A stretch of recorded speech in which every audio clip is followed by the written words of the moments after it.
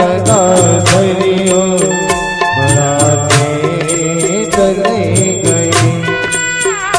बदियों का बोझ सर पे बढ़ाते चले गए। बदियों का बोझ सर पे बढ़ाते चले गए। लेकिन कभी ना धर्म को, लेकिन कभी ना धर्म को अपना बना सके। कर ले कमाई ऐसी जो अरे आलसी वक्त कर ले कमाई ऐसी जो साथ जा सके। कमाई ऐसी जो साथ जा सके। कर ले कमाई ऐसी जो साथ जा सके। कर ले कमाई ऐसी जो साथ जा सके। कर ले कमाई ऐसी जो साथ जा सके।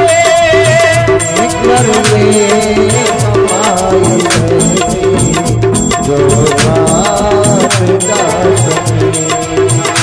जो साथ जा सके। जो साथ जा सके। जो साथ जा सके। प्रेम से बोलो जय जय श्री राधे। जोर से बोलो। आवाज नहीं निकालते हो आप लोग। देखो हम बताएं, ये जो आप कथा सुन रहे हो ये यहाँ काम आएगी, और जय घोष करोगे ये वहाँ काम आएगा। भूमिया बाबा को पता तो लगे यहाँ कौन कौन आया है। स्कूल में यदा देवेषु सर्वेषु कृतं कर्मानुकुर्याद्वना। श्री सुखदेव जी महाराज कहते हैं कि हे परीक्षित, भरत जी महाराज एक दिन सुबह के 4 बजे गंडकी नदी में गले तक जल में खड़े होकर के भजन कर रहे थे। सो एक हिरनी जो नदी में पानी पीने के लिए आ गई, और जैसे ही हिरनी ने पानी पीने के लिए मुंह मारा कि न जाने कहां से शेर ने एकदम से दहाड़ लगाई। इतनी भयंकर शेर ने दहाड़ लगाई कि हिरनी कांप गई, और डर करके हिरनी ने नदी में छलांग लगा दी। कीचड़ में गिर पड़ी हिरनी। गर्भवती थी ना, ज्यादा लंबी नहीं जा सकी, सो कीचड़ में फंस गई। छटपटाने लगी पैरों को, कोमल सा। एक बात और है, बच्चा चाहे किसी का भी हो, पशु का हो, पक्षी का हो, मानव का हो, दानव का हो, बच्चा बहुत अच्छा ही लगता है, सुंदर लगता है। वह नन्हा सा बच्चा उस कीचड़ में पैरों को छटपटा रहा है। छटपटाने की आवाज भरत जी के कानों तक गई। भरत जी ने समझ गए कोई जानवर फंस गया, माला फेंक दी, दौड़ करके गए।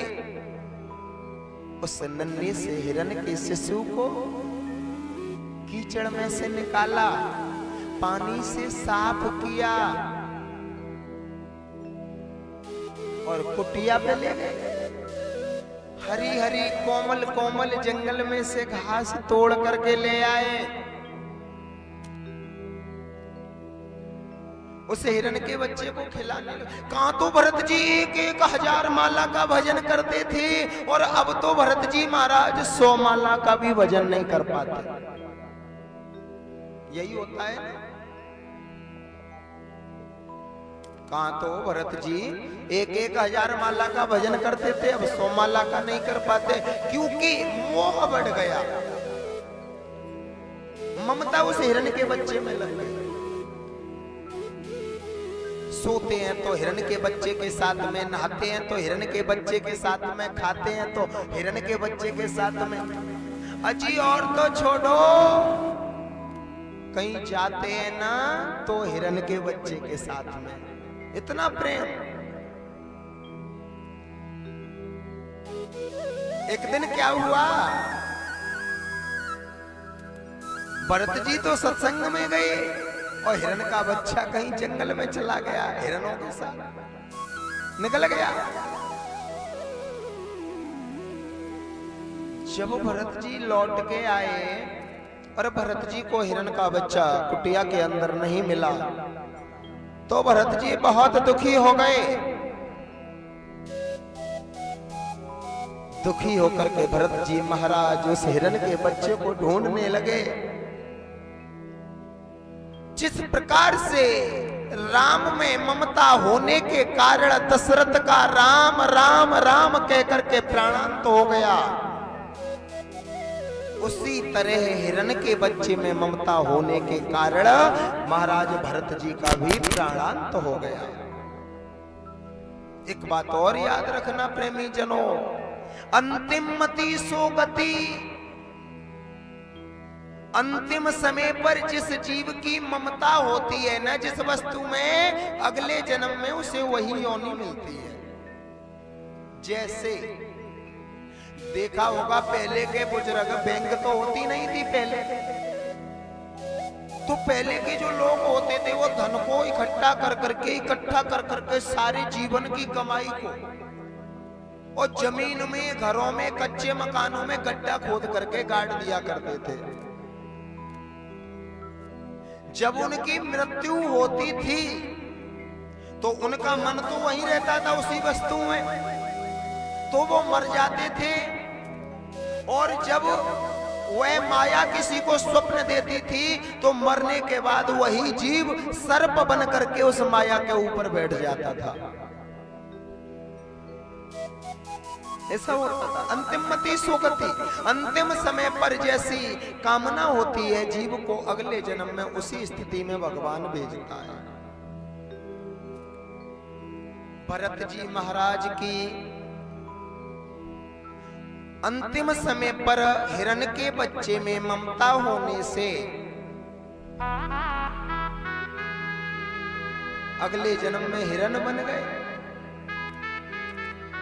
फिर मृत्यु हुई और भगवान ने फिर कृपा कर दी और इनको तीसरा जन्म एक आंगिरस ब्राह्मण के यहां पर मिल गया। देखो कृपा, तीसरी बार फिर कृपा की भगवान ने, ब्राह्मण के घर में जन्म दे दिया। और वहां भी इनका नाम भरत रखा गया। भरत तीन हुए, एक तो केकई के पुत्र भरत, जो त्रेता युग में कथा आती है अयोध्या के, एक शकुंतला के भरत, और तीसरे भरत ये जड़ भरत। यहां भी इनका नाम भरत पड़ा। भरत जी महाराज की उम्र 7 वर्ष की हुई, लेकिन इनके ऊपर एक भगवान की असीम कृपा। कौन सी? कि इनको 3 जन्मों की बातें याद हैं भरत जी को। शास्त्र कहता है कि ब्राह्मण का बालक जैसे ही 5 वर्ष से 7 वर्ष का हो, उसका यज्ञोपवीत संस्कार कर देना चाहिए। 16 संस्कार होते हैं प्रेमी जनों। 16 संस्कारों में से यज्ञोपवीत संस्कार को ब्राह्मण के लिए विशेष माना जाता है।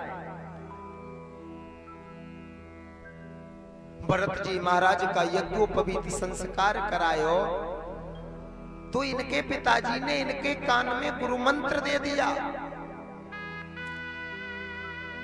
और भरत से कहा कि भरत जाओ, जाकर के ये गायत्री मंत्र याद करके सुनाओ। भरत जी महाराज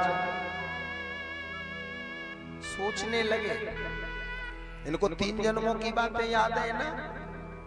भरत जी ने सोचा कि यदि मैंने आज गायत्री मंत्र याद करके सुना दिया तो फिर कल पिताजी कहेंगे कि सत्यनारायण की कथा याद करो, और फिर मैंने सत्यनारायण की कथा भी सुना दी, तो फिर पिताजी क्या कहेंगे कि जाओ अब जजमानों के घर में जाओ, पूजा पाठ करो और दक्षिणा लेकर के आओ।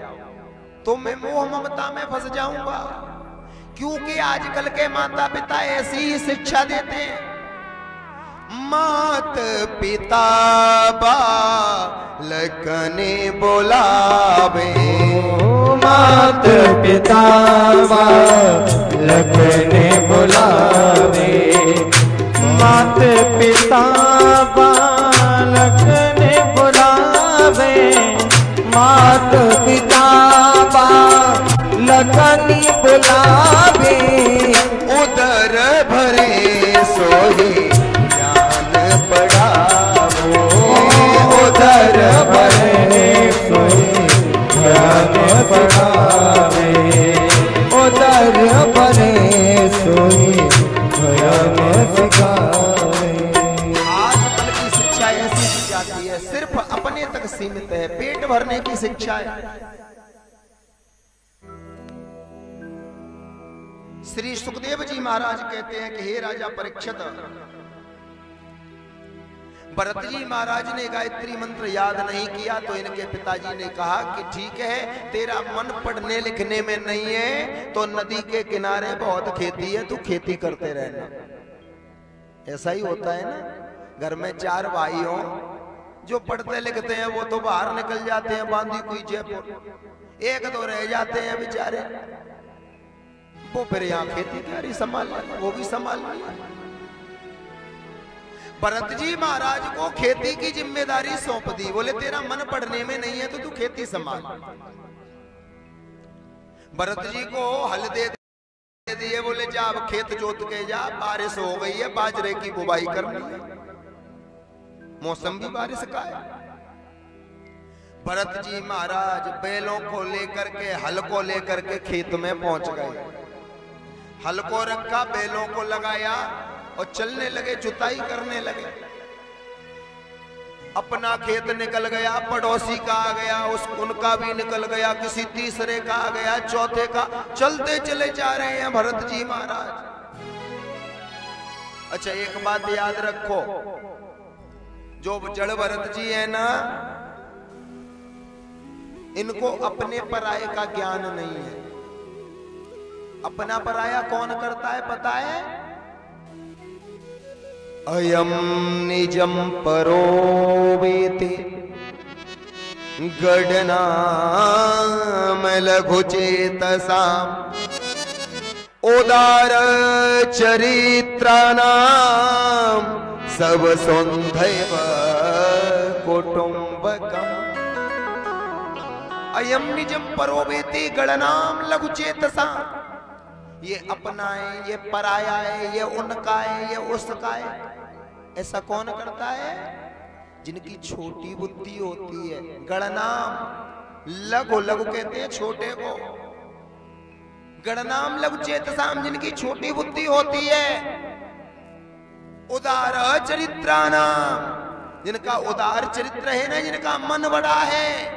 सब सुंधैव कुटुंबकम, उनके लिए तो सारा संसार ही अपना होता है। इसलिए जड़ भरत जी के अंदर अपने पराये का भेदभाव नहीं है। जड़ भरत जी महाराज जंगल में गए। जड़ भरत जी महाराज खेतों को जोतते जोतते आगे निकल गए, और जैसे ही लौट करके अपने खेत तक आए तब तक शाम हो गई। इनके भाइयों ने भोजन इत्यादि लेकर के आए, खेत पर देखा खेत नहीं जोता तो इनको भोजन नहीं दिया, डांट फटकार दी। फिर इनके भाइयों ने क्या किया?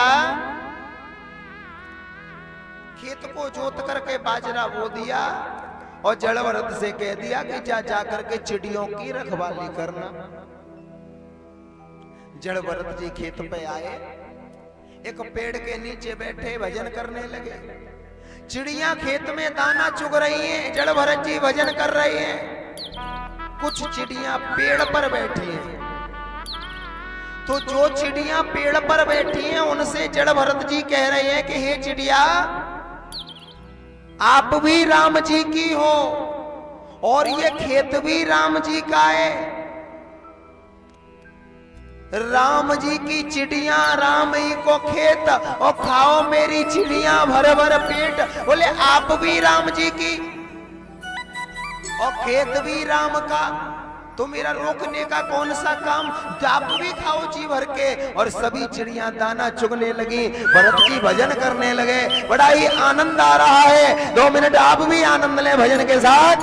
राम जी की चिड़िया राम जी को खेत, राम जी की चिड़िया राम जी को खेत, हमारी चिड़िया बड़े बड़े पेट।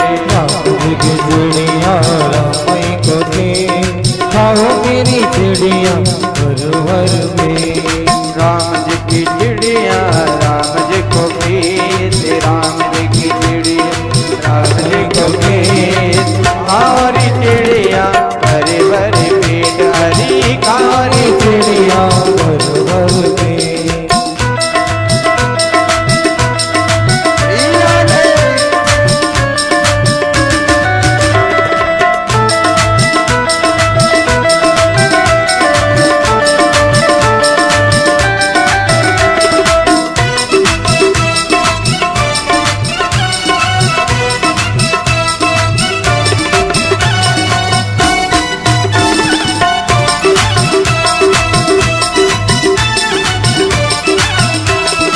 राम जी की चिड़िया राम जी को खेत, राम जी की चिड़िया राम जी को खेत, राम जी की चिड़िया राम जी को खेत, राम जी की चिड़िया राम जी को खेत, हमारी चिड़िया भरे भरे पेट। हरी खारी चिड़िया भरे भरे पेट। राम जी की चिड़िया राम जी को खेत, राम जी की चिड़िया राम जी को खेत, खारी चिड़िया भरे भरे पेट। हरी खारी चिड़िया भरे भरे पेट।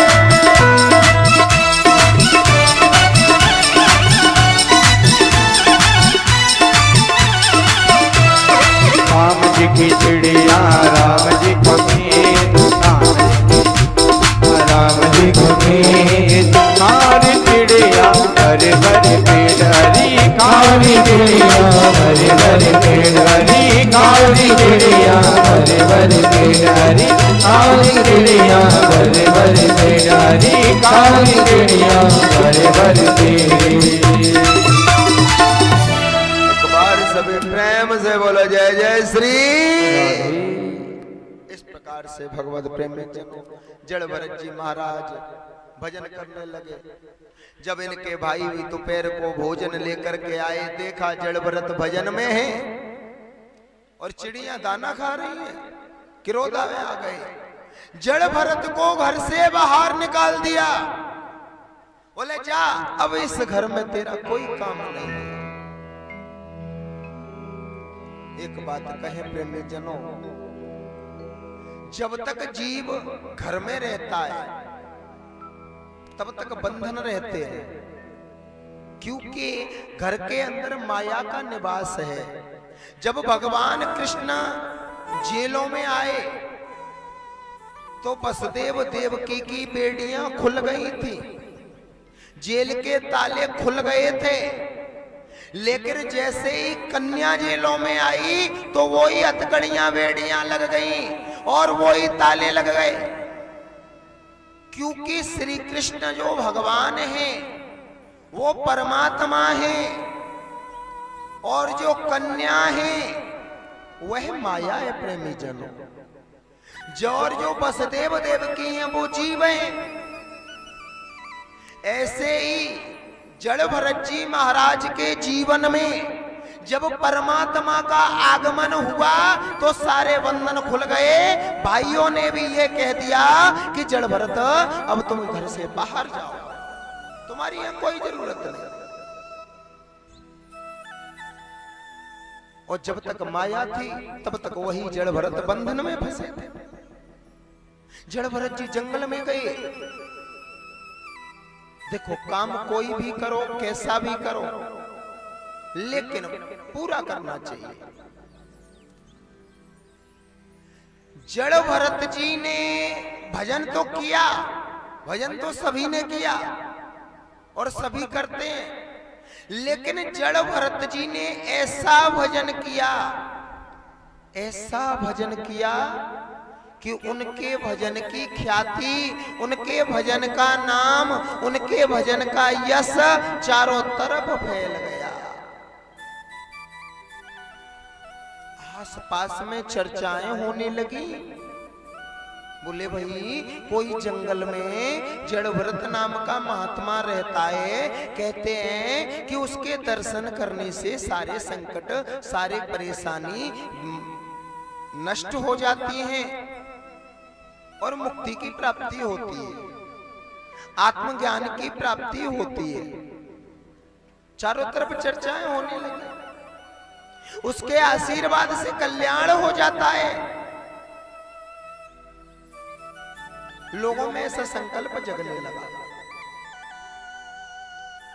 जब चारों तरफ चर्चाएं चलने लगी तो एक सिंधु देश का राजा है जिसका नाम है रहूगढ़। ये सिंधु देश का राजा रहूगढ़ आज अपनी पालकी सजा करके जड़ भरत जी महाराज के दर्शन के लिए जा रहा है। पालकी में प्रेमी जनों 4 कहार लगे हुए हैं। जबकि शास्त्र कहता है कि संत मिलन को चाली और तज माया अभिमान, जो जो पग आगे धरो सो कोटि यज्ञ समान।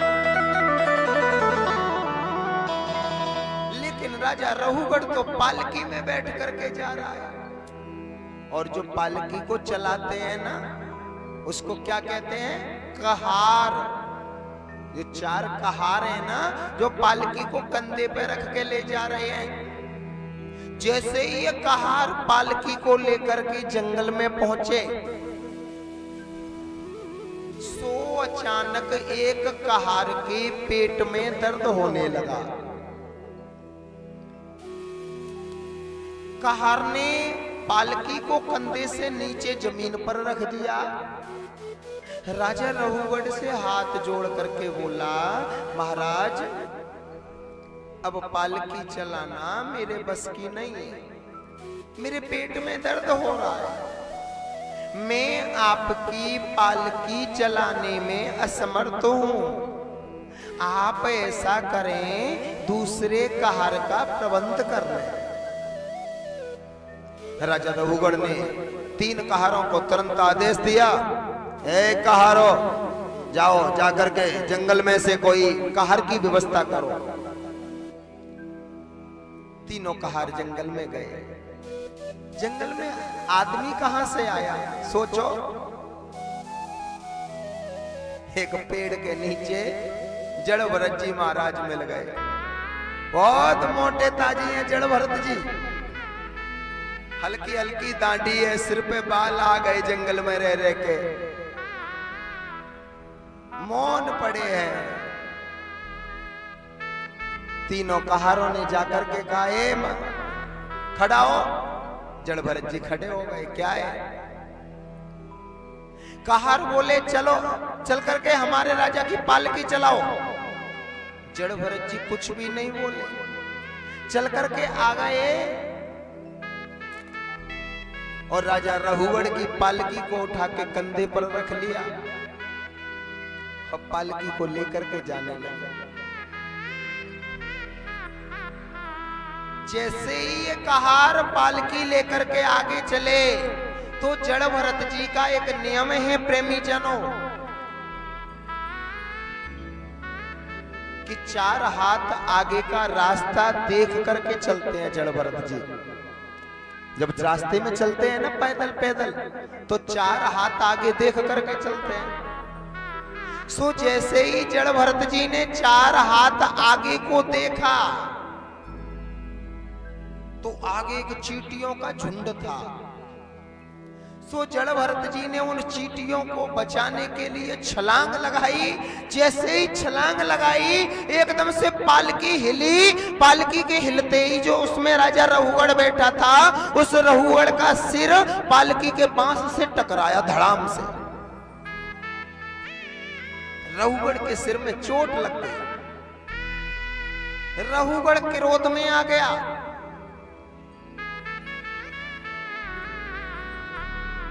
राजा रहुगढ़ ने कहारों से कहा क्या तुमको पालकी चलाना नहीं आता? कहार 3 कहार बोले महाराज हमारी कोई गलती नहीं, ये जो नया आया है ना मोटा ताजी ये गड़बड़ कर रहा है। राजा ने जड़ भरत जी से कहा रे ओ मोटे तगड़े पशुओं जैसे शरीर लेकर के घूमने वाले। क्या कहा राजा रहुगढ़ ने जड़ भरत जी से? जड़ भरत जी से ही मिलने जा रहा है राजा रहुगढ़ और जड़ भरत जी से ही क्या कह रहा है? अरे ओ मोटे ताजे पशुओं जैसे शरीर लेकर के घूमने वाले, क्या तुझको पालकी चलाना नहीं आता? जड़ भरत जी कुछ भी नहीं बोले, मुस्कुराए। राजा रहुगढ़ की पालकी लेकर के जाने लगे। फिर कुछ कदम आगे बढ़े कि फिर आगे एक चींटियों का झुंड आया। जड़ भरत जी ने फिर से छलांग लगाई और जैसे ही छलांग लगाई फिर राजा का सिर धड़ाम से टकराया। राजा को फिर क्रोध आया, तलवार खींच ली, कहने लगा रे ओ पशुओं के समान ये तलवार दिख रही है, मैं तुझे दुरस्त कर दूंगा। इतना सब बोलने के बाद भी जड़ भरत जी कुछ भी नहीं बोले। राजा रहुगढ़ समझ गया ये कोई साधारण महात्मा नहीं है, कुछ न कुछ तो गड़बड़ है। राजा रहुगढ़ ने चरण पकड़ लिए, बाबा प्रभु मुझे माफ कर दो, अपना परिचय तो दो, आप हो कौन? भृगु अंगिरा वशिष्ठ अत्रि कपिल महाराज, क्या नाम है आपका? मुझे परिचय दो महाराज, मुझसे बड़ी भूल हो गई। जड़ भरत जी ने विचार किया कि अगर मैंने आज नहीं बोला ना, अगर आज मैंने मुंह नहीं खोला ना तो ये दुनिया के लोग क्या कहेंगे कि जड़ भरत जैसे महात्मा ने रहुगढ़ जैसे राजा की पालकी को कंधे पर रख लिया और फिर भी ये राजा अज्ञानी का अज्ञानी ही रहा। आज तो मुझे मुंह खोलना पड़ेगा। जड़ भरत जी मुस्कुराते हुए बोले, राजन जिस जड़ भरत से तू मिलने के लिए जा रहा है मैं वही जड़ भरत हूं। राजा रहुगढ़ चरणों में गिर पड़ा, मुझे माफ कर दो महाराज, मुझसे बड़ी भूल हो गई, मुझसे गलती हो गई, मैं पहचान नहीं पाया। क्षमा बड़न को चाहिए और छोटन को उत्पात। महाराज आप तो बहुत बड़े हैं, मैंने सुना है कि आप बहुत पहुंचे हुए संत हैं, आपके दर्शन मात्र से जीव का कल्याण हो जाता है और मैं तो एक अज्ञानी राजा हूं, मुझे माफ कर दो महाराज। जड़ भरत जी मुस्कुराते हुए बोले, राजन तूने क्या गलत कहा, तूने जो कहा बिल्कुल सच कहा। सबसे पहले तूने क्या कहा था कि मोटे ताजी शरीर लेकर के पशुओं के समान घूमने वाले। तो देख हे राजन, मोटा होना, पतला होना, लंबा होना, चौड़ा होना, ये सब शरीर का धर्म है, आत्मा का धर्म नहीं है। आत्मा कोई मोटी थोड़ी ही होती है, आत्मा कोई पतले ही थोड़ी ही होती है, वो तो निराकार है, उसका कोई आकार नहीं है। हे राजन, और तू कहता है तलवार दिखा करके कि मैं तुझे दुरुस्त कर दूंगा। तो राजन सुन, तू भी मिट्टी है और मैं भी मिट्टी हूं, ये शरीर मिट्टी है।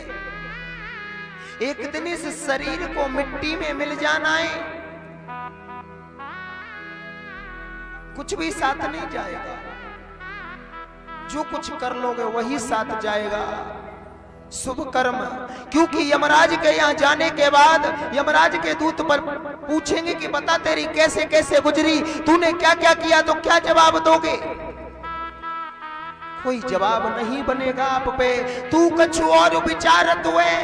बाबा तो सोचते हैं कि नाती को ब्याह करके मरूंगो, पर पतो काई के बीच में ही हार्ट अटैक आ गयो। तू कुछ और विचारत हुए, तेरो जे विचार उधरो ही रहेगा। तू लाख न कोटि उपाय करे, पर विधि को लिखो जी नहीं मिटेगो। भोर की साज घड़ी पलमही, सोई कालू अचानक आई गहेगो। और देख राम भजन तेने नाय कीनो, तेरे अंदर जे पछतावो रहेगो। जब यमराज के दूत हिसाब लेंगे, आइए कवियों ने बड़ी सुंदर कल्पना की है, सभी बोलेंगे मिलकर के साथ साथ भैया के। अरे कैसे गुजरी बाबरे कैसे गुजरी, अरे कैसे गुजरी बाबरे कैसे गुजरी। कब हूँ की और ना भजनोबा कैसे गुजरी, कब हूँ की और ना भजनोबा कैसे गुजरी। वो कैसे गुजरी बाबरे कैसे गुजरी, सभी बोले कैसे गुजरी बाबरे कैसे गुजरी। कब होगी नाना भजनवा कैसे गुजरी, कब होगी और क्या हो।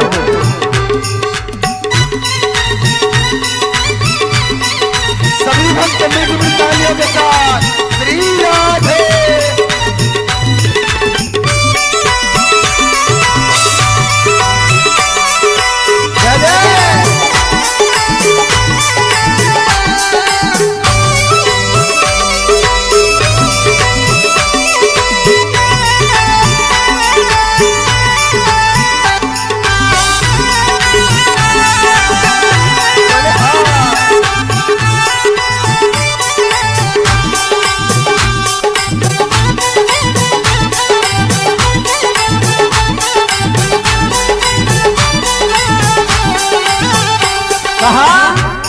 अरे पालापन हंस खेल गवाए दो आएगी मस्त जवानी, पालापन हंस खेल गवाए दो आएगी मस्त जवानी।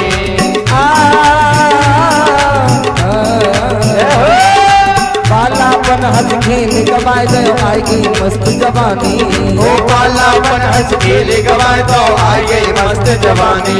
और मात पिता ने करी सगाई, अरे मात पिता ने करी सगाई, दूल्हा बनो गुमानी। बंद गो हाथन में कदनोबा कैसे गुजरी, कहूँ की ना भजनेवा कैसे गुजरी, कहूँ की ना भजनेवा कैसे गुजरी। जय हो सभी लोग मस्ती में आनंद मिलते हुए बोले हाँ।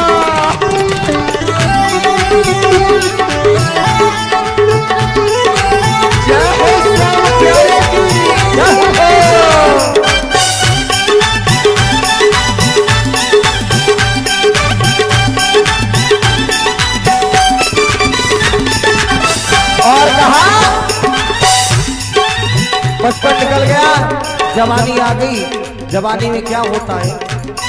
अरे धूमधाम से ब्याह हो जायो पहन केसरी जामा, धूमधाम से ब्याह जायो पहन केसरी जामा, धूमधाम से ब्याह जायो पहन केसरी जामा, धूमधाम से ब्याह जायो पहन केसरी जामा। हर दुल्हन लेके घर में आ गए, हर दुल्हन लेके घर में आ गए। खत्म भयो सब ड्रामा, बनी गो सजनी को सजना कैसे गुजरी, कियो ना भजने कैसे गुजरी।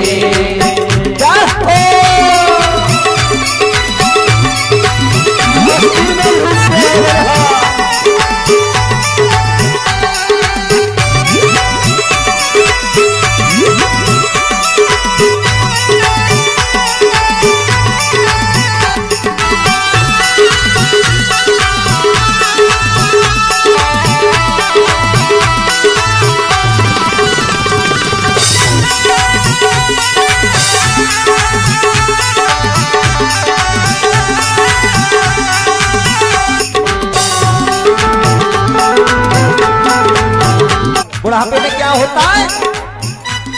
अरे कमर कमान दांत सब टूटे नजर गई नजराने, कमर कमान दांत सब टूटे नजर गई नजराने। दादा आंखों से कम दिखाई देने लगा, कानन से सुनाई कम देवे लगो। दादा की चार पाई लई और गेट ते बाहर डाल दी। चार बहू इतनी आई, चार करते आएगी, बैठ गई, बातें कर रही है। एक बोली बहन कल तुम कहाँ गई? दूसरी बोली हमारी वो जिठानी है ना, वहाँ को दादा मर गो, वहाँ को फिर भी गई। नाती की बहू बोली बिल्कुल सही कह रहे हो, काहे ऐसो ऐसी गर्मी पड़ी है कि बूढ़े बड़े ढूंढे तो ना रहे, पर जी हमारा दादा तो ऐसो रहेगा। समझ रहे हो? सब कुछ जानता है वो, लेकिन कुछ बोल नहीं सकता है। क्या के साथ दोनों हाथ ऊपर। अरे कमर कमान दांत सब टूटे नजर गई नजराने, कमर कमान दांत सब टूटे नजर गई नजराने। और घाट बिछाए द्वार पे बैठो, घाट बिछाए द्वार पे बैठो, बहुए कह रही ताने कब से मर गो ना बोड़ा रोबा कैसे गुजरी, कियो ना भजने कैसे गुजरी, हो कैसे गुजरी बाबरे कैसे गुजरी, कैसे गुजरी बाबरे कैसे गुजरी। कियो ना भजनवा कैसे गुजरी, कियो ना भजने कैसे गुजरी, कियो ना भजनवा कैसे गुजरी।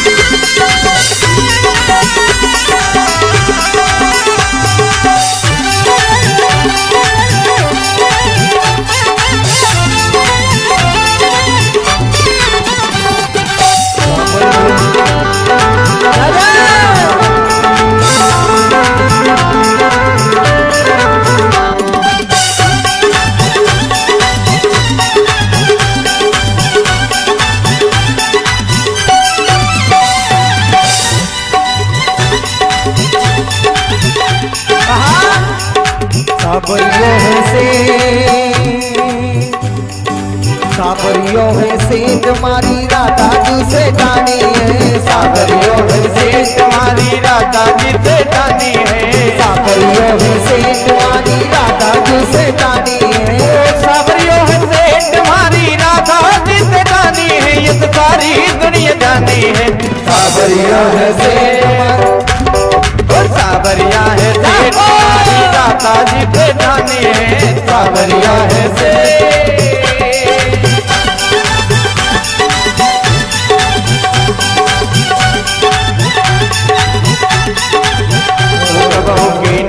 भजने कैसे गुजरी, कबहू की नौना भजने कैसे गुजरी, कबहू की नौना भजने कैसे गुजरी।